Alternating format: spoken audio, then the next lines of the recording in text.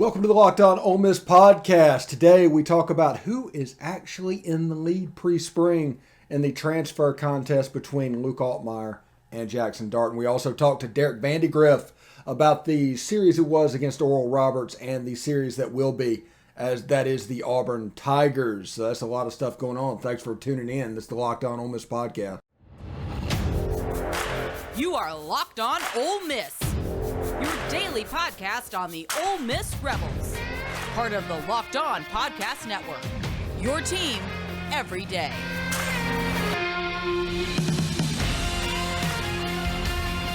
All right, thanks for tuning into the show today. I am your host, Stephen Willis. It's right there at the bottom. There it is.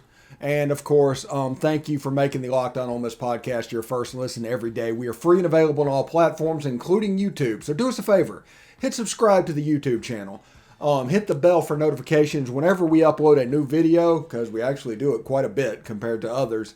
And, of course, upvote the video itself. So thank you very much for tuning in today. Today we are going to talk about exactly who leads going into pre-spring and exactly why we think that. We're not rooting for anybody. We're just going to lay out the facts of what's going on. And also we'll have Derek Vandygriff talking about the Oral Roberts series and the Auburn series and everything baseball related in segment 3 of the show. That should be about the last 15-20 minutes of the show. So just stick around for that.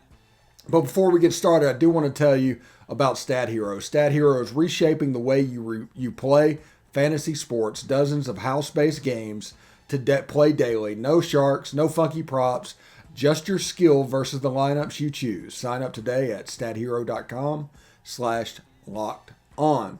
So it's kind of funny whenever all these things pop up whenever you get close to the NCAA basketball tournament. By the way, Texas A&M got snubbed royally, and Tennessee got severely lower seed. Whoever is the leader, the 1 seed in that bracket, really got a raw deal because they're essentially playing with 2-2. So just whatever about that. So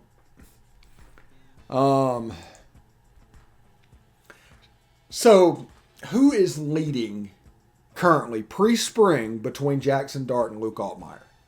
Now, we're not rooting for anybody, and we've said over and over again, a tie, if the race is a tie, Jaxson Dart is going to be the winner. So the probability sets up before it even begins at 60% winning for Jaxson Dart.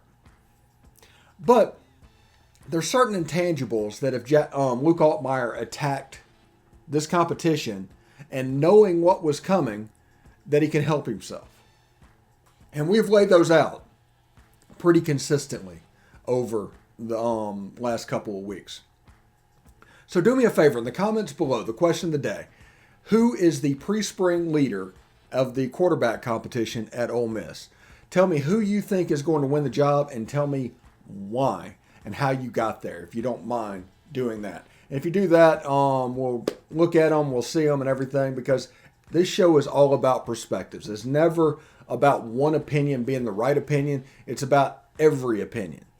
So if you give me your opinion, it's just as valid as mine. It's just as valid as the other person that comments, everything. The more opinions we have, the better off we'll be.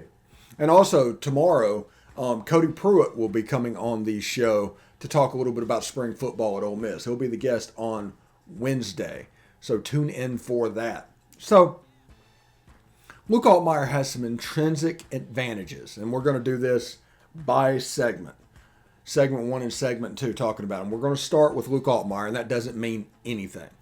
Just the fact that his name begins with an A. It's alphabetical order. So his advantage lies in the fact that Lane Kiffin has seen him develop over the last year. Now, a lot of people will say that seeing him develop over the last year and bringing in Jaxson Dart, that's a negative to Luke Altmyer, but that's not the case. Coaches believe that competition is the main thing that rises up. Remember, coaches are notoriously slow decision makers and usually poor decision makers. That's important to realize. They are poor decision makers. And the more competition you have, if you have a clear winner, that takes a little bit of the responsibility off you. So, from Lane Kiffin's perspective, if Luke Altmyer was the only quarterback, Maybe they picked up Jack Abraham or something like that as a backup, which would be a fine backup, but the starter is basically assigned to Luke Altmyer. And Luke Altmyer didn't work out next year. Let's say Ole Miss put up a 4-8 next year. Lane Kiffin has to eat that. And that's what he's thinking about whether he should bring in another quarterback for this year, that competition, to give himself a little bit of an out. And then whoever wins the quarterback job gets the reins. That they mess up, you have another option on the bench. It's all a safety for head coaches that are notoriously terrible decision makers, require a ton of film just to make a simple decision. It is what it is. And sometimes even the best of them take a chance. They actually believe, and you end up with Michael Spurlock in 2004. That staff believed in Michael Spurlock before that season. No doubt in their mind. He was going to come out and throw for 280 against Memphis. You were going to beat the Memphis Tigers, and it was all going to roll. The alternative was they bet on a singular quarterback, went 4-8 or 4-7, and it ended up costing everybody their job. That's why they're notoriously slow decision makers. I was basically in the building when all that was going on. Some interesting stuff was happening. By the way, that in 2005, Robert Lane was going to come back and run an early spread offense. You know, we always talk about systems being the key, and innovation is the number one reason non-blue bloods are successful. Like Boise State is because they put tags on all their concepts, and defenses had never seen that. And they were able to do that over and over and over again, and eventually they developed a reputation. But still a bunch of 2- and 3-star players. So they were going to run a rudimentary spread offense in 2005 with Robert Lane being the quarterback. What you saw against LSU and against Mississippi State that year was going to essentially be the offense the next year. They were going to change that. And that would have been interesting to see. Now, when you look at what's going on and what did go on with Coach O and everything, it would be interesting to see how that would have worked. Would there have been success in 2005, 2006, and 2007? Now, it can be argued that that firing needed to happen because Orgeron basically reset the program. And after Orgeron, with Houston Nutt and Hugh Freeze and even Matt Luke and now Lane Kiffin, this is a different Ole Miss than it used to be. That can't argue that at all. But I'm just saying that was something that was going to happen. That was that fork in the road that Ole Miss could have easily went left. Instead, they chose right. And either way, we got here. We've been to 2 Sugar Bowls in the past 7 years. So we're obviously doing something right and growing what we do. We just don't need to let certain people influence what's going on just because they want access. Need to continue down this road with Lane Kiffin and understand what we are. But Luke Altmyer compares favorably to Michael Spurlock. But I will bring up that Michael Spurlock example as the reason that they brought a transfer quarterback in. It was nothing against Luke Altmyer. They're just scared to make the decision. And I don't really blame them for being scared to make the decision, but that's exactly what happened. But Altmyer coming in has an advantage in pre-workouts. Whenever all this transfer saga was going on, he was at workouts. He was building the bond, and hopefully he took advantage of that. If he did not, that's on him, because he got a head start against a former Gatorade National Player of the Year. And we'll talk about him in just a second as soon as we hear from StatHero. So I love and I hate those buzzer beaters, the drama, the pain when you're on the other side of it. You know, that's what happened in the Valpo game, as you can remember. I needed X and Y happen. StatHero's NCAA single game pick'ems pick star players against each other in an amazing hybrid between fantasy and sports gambling. Take control back from those handicappers that always seem to have the advantage. Start focusing on players you know the best with the gameplay that doesn't rely on big spreads, long arms, odds, or funky props. StatHero gives you the advantage, resulting in the gamers winning 4 times more often. Why? because StatHero eliminates the mystery about who or what you're going up against. So sign up right now for free at stathero.com/lockedon and use promo code LOCKEDON for a 100% cash deposit match. That is stathero.com/lockedon. Use promo code LOCKEDON. That's all one word, locked on, for a 100% match. stathero.com/lockedon. Promo code LOCKEDON. Terms and conditions apply. All right. Thanks for making the Locked On Ole Miss podcast your first listen every day. We are free and available on all platforms, including YouTube. So do us a favor and hit subscribe, hit the bell, and of course, upvote the video itself. We'd appreciate it. Also, make sure to check out Locked On Bracket Breakdown today, or should be on there, on the Locked On Ole Miss podcast feed and YouTube channel. College basketball experts Chris Gordy, Andy Patton, and betting expert Lee Sterling give you in-depth breakdowns of every matchup.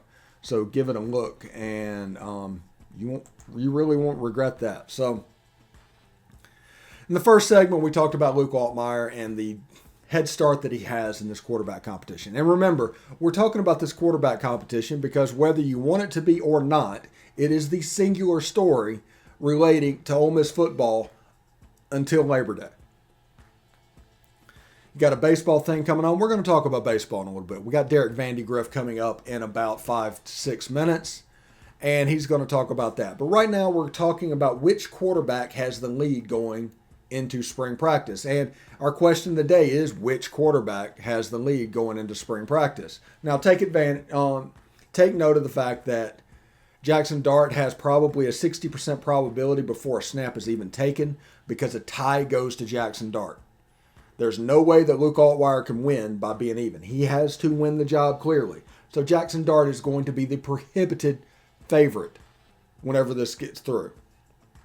Understand that. There's nothing wrong with that. But Jaxson Dart has a little bit of a reputation as a gunslinger. Now, Lane Kiffin has a little bit of a reputation of turnovers really pissing him off and doing exactly what you're told to do. Those two things, with Matt Corral, it worked out from one year to the next. Those 6 and 5 interception games of a gunslinger turned into a lot less as a senior player. Now, what happens when this player decides that he can make every throw? There's not a throw he can't make. He starts forcing it in coverage. This is just examples of how this could go wrong. I'm not saying any of this will happen, but this is just something that's on the table as a possible future outcome. Starting to throw in a double coverage. There's games that look a lot like the Arkansas game, except now you have a viable backup behind him. So the turnovers could be a problem. And I don't think that Jaxson Dart is going to do a lot of turnovers because under the Graham Harrell air raid at USC, he was pretty productive and pretty efficient with the ball, honestly. And he's a big, more physical version of Matt Corral. So everything that you wanted Matt Corral to be, here's a 6'3", 215-pound quarterback to do that. An unbelievably physical player. Matt Corral tried to be, but he was 6'1", 190 pounds. So this guy fits the mold. He has every advantage going into this quarterback competition. He just does. It's essentially his job to lose. But the hard part is once they start playing, because the advantage that Luke Altmyer has at the beginning of spring is going to be large. Now, every day it's going to shrink down. But on the first day of spring practice in about a week, Jaxson Dart's going to swim a little bit. There's going to be things he doesn't understand, that he just doesn't know. This is a result of coming from a system that is completely different than what we do. But this is the important key for anything. And we can all look at the quarterback competition and talk about it and root for our favorites, although we shouldn't. Either quarterback that wins is good for us. That's a win for us. Whoever wins this job is a win for us because that means they're the quarterback and they won the job. We are better than if the other guy was the only quarterback. Understand that. We're not rooting for any quarterback now. We're talking about what's going on. The commentary of what's going on in this quarterback competition is the most important thing in the Ole Miss fan base right now. And because of that, we will talk about their flaws, their advantages, and how they can win and how they can lose. Because it's important. Because once this starts in about a week, it's on. I mean, absolutely. It's no longer talking about hypotheticals. And we are going to do press conference highlights whenever they talk. We're going to continue to talk about the quarterback competition. There will probably be a daily segment of going on. And we're going to talk a lot about football, honestly. Now, we'll have segments for like Derek Vandygriff coming up talking basketball. And if Coach Yo's team makes a run, we will talk about them as well as they play South Dakota on Friday. So go Lady Rebs there. But the most important story is going to be this quarterback competition. And they're not going to name it. Understand that. Everybody's going to talk about who's ahead, who's doing what. They're not going to name a starter until Troy. And they shouldn't. They're going to come up with excuses in order to not name it. Remember, there's no media. There's nobody that can actually see it. They're not going to put that information out. They're not going to give Troy and John Summerall any kind of advantage, and they shouldn't. But it'll be something that'll be worth seeing. Now, like I said, I've said over and over again, my selection is pre-spring. The leader is Jaxson Dart without a snap being taken. But I've told you how that Luke Altmyer can win the job. And I've told you his path moving forward. The first day of spring practice, the next 2 weeks are instrumental for Luke Altmyer. He can't slip up. He needs to be on top of his game. Because if he's not, that margin for error is going to get smaller, smaller, smaller, smaller. And midway through spring practice, this quarterback competition could be over. Again, they're not going to announce anything until the Troy game. They're just not going to do that. They're not going to risk Luke Altmyer transferring at the end of spring. So it'll be an open competition all the way through. But if it's one of those situations, if Jaxson Dart gets even, he's leaving. It's over. And everybody should be prepared for that. And also, everybody should be prepared for what's being seen in practice that we're not seeing. And then Luke Altmyer could disappear after spring practice because he saw the writing on the wall. Understand that. I don't know that that's going to happen. I don't think that's going to happen, honestly. But it could happen. It's a possibility, and it's worth talking about. So, Ole Miss football is at a fun crossroads. And everybody needs to kind of get on board with that. I'm going to treat you like a grown-up. I'm not going to worry about getting your hopes up because that's your responsibility, not mine.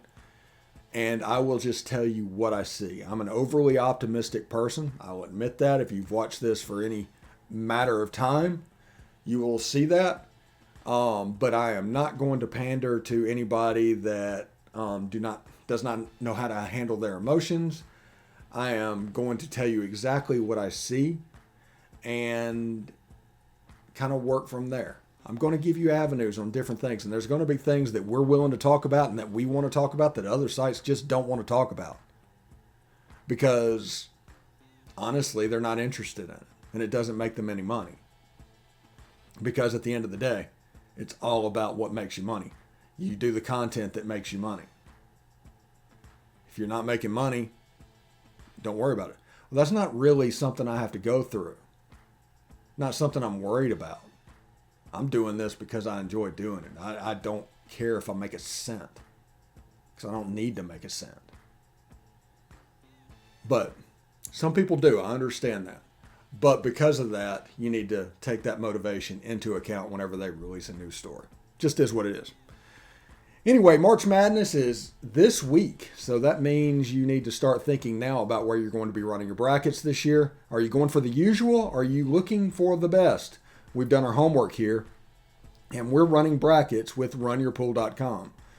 If you got a business, Run Your Pool can help you take some of that madness magic and play alongside your employees or even gain customers. Plus, they offer full white glove customer support, custom branding, and one of the easiest 3-minute setups you will ever find. Clearly, we believe Run Your Pool because, like I said, we're running our brackets there ourselves.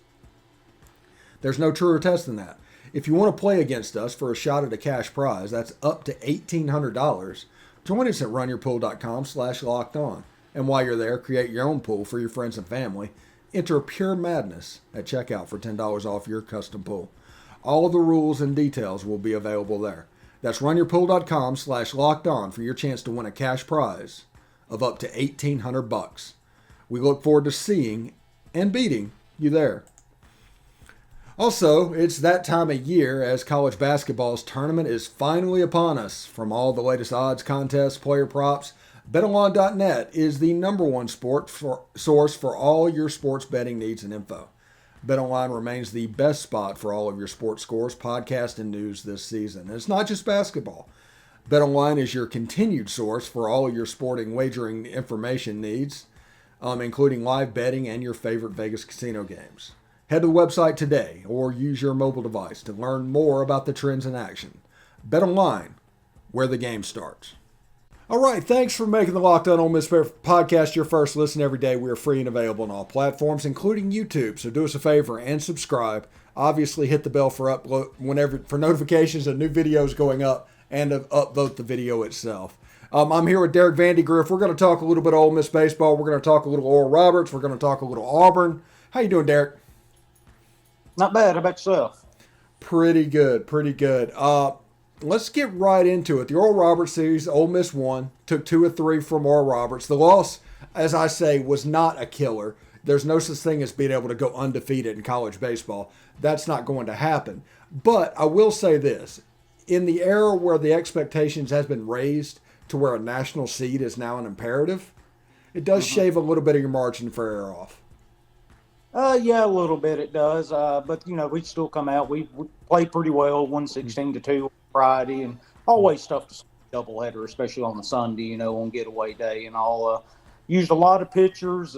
Jack Doherty wasn't quite what we expected, but, it's kind of hard to transition from the bullpen to the start. It's a completely different mindset for a pitcher. When you come out of the pen, you're getting 100% on every single pitch and getting every out you can. In starter mindset, you're trying to go however many innings you can and try to give that bullpen a rest instead of coming in and shutting it down. And I've argued all weekend beyond that Ole Miss is not built for 2 7-inning doubleheaders. Their lineup is to get the starter out of the game and have 4 innings just to bash the bullpen to death. In a 7-inning game, that is not possible. And I think that came back to bite them a little bit on Sunday because there wasn't necessarily a bullpen that they could get to and just start hammering away. There wasn't enough time to do it. Yeah, that's true too. And especially against a team like Oral Roberts, you don't expect to have a real deep pitching staff anyway. Probably would have benefited us more if we'd been able to play Saturday, but of course it was 70 degrees on Friday and covered in snow come Saturday morning. That's just kind of how things work around here in Mississippi, apparently. But if we could have played on Saturday, I would like our chances a little bit better to get a little deeper into that bullpen, whip them up a little bit going into Sunday, but it's not the way it worked out, unfortunately. Yeah, I think if Ole Miss plays 3 9-inning games, they end up sweeping the series. That's just the way that worked out. The 7-inning just absolutely played against them. What did you notice especially out in left field, because that's the position we're trying to fill for the next 6 to 8 weeks or whatever. What did you think of Alderman, Hayden Leatherwood, those guys kind of platooning out there in left field? Yeah, I think you've got to get Alderman every day at bats, especially with Kevin Graham down. You don't even have Calvin Harris that you can stick out there into a corner outfield spot right now either with his midsection strain that he's dealing with.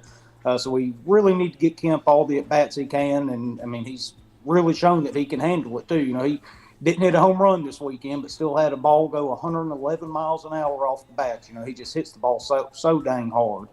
Yeah, it's amazing. It absolutely is amazing. And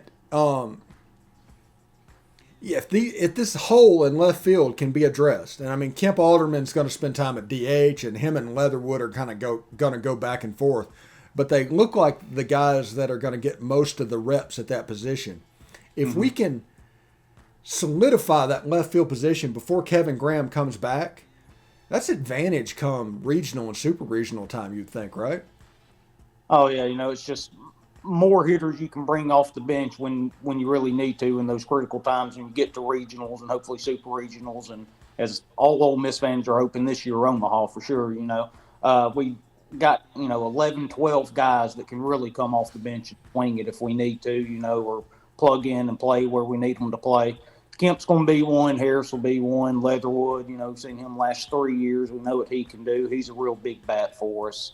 And kind of looks like that Graham will be out a little longer than that initial 4 weeks that they were putting out there. I don't know if you listened to Chase Parham's podcast. He had a guy from orthopedic specialist on there talking about it, and he seemed to be pretty surprised if he'd even be holding a bat in 4 weeks, much less playing. Yeah, I just don't know about stuff like that. When he's back, he's back. If he's back in 2 months, he's still back before regionals and supers, and that's all that matters. We just don't need a Elko type situation where it's lingering after that. Mm-hmm. So get healthy, come back before the SEC tournament, get some swings in, and do what you have to do, Kevin. Tonight, Ole Miss plays Sela, and that's not Sela Ward, the famous Alabama graduate, but Southeast Louisiana comes to Oxford. What do you know about that? They're just your middle-of-the-road, mid-major team. They're not very good. They're 7-9 right now on the year. Rebels should roll them, assuming we end up getting the game in. Right now, the weather's not looking real good. I'd be pretty surprised if they even got on the buses to head to Hammond come times. They're calling for thunderstorms starting at midnight and going all the way through 9, 10 o'clock in the morning. And I just don't know if they'll risk getting on there and driving all the way down there to try to get a game in. That might not happen.